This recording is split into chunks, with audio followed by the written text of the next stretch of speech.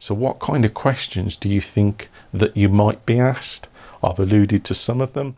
And to progress your career through certain junctures and stages, and the way that that will be done is by asking you. And it's not just about the perspective that goes with that, the different level of the organisation, the opportunity to develop your career, to learn and grow and develop as a leader.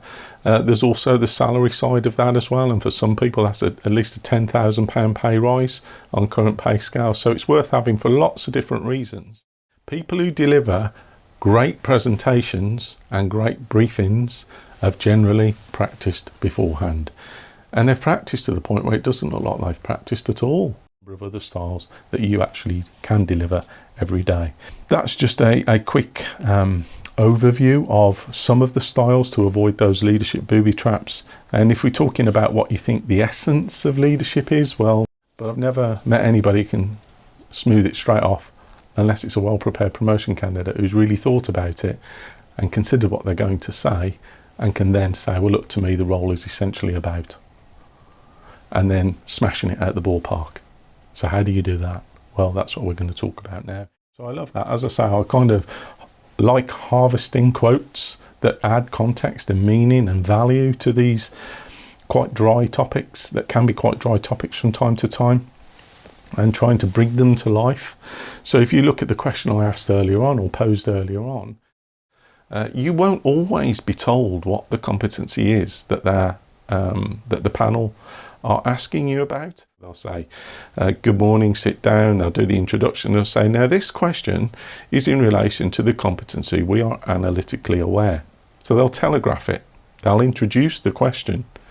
Other forces, they won't. They'll just ask you a question and expect you to know. So what kind of experience do you want in your promotion board, in your promotion interview?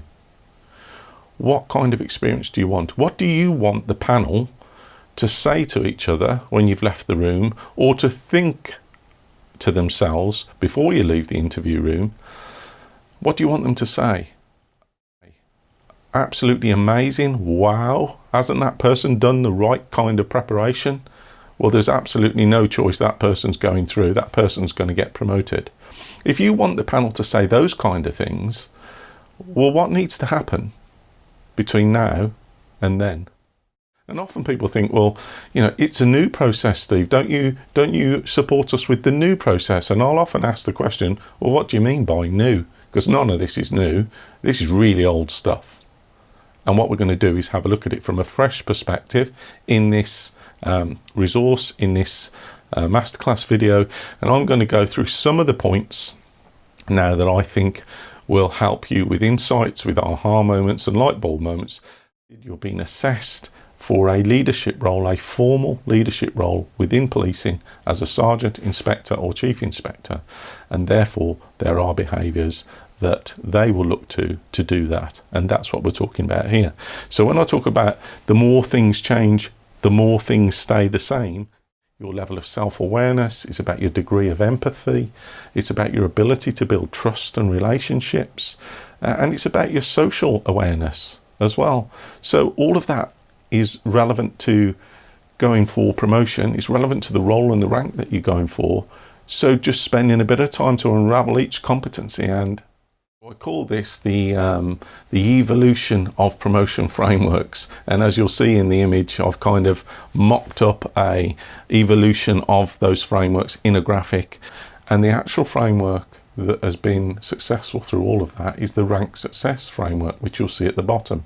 RSF, Romeo Sierra Foxtrot, the rank success framework.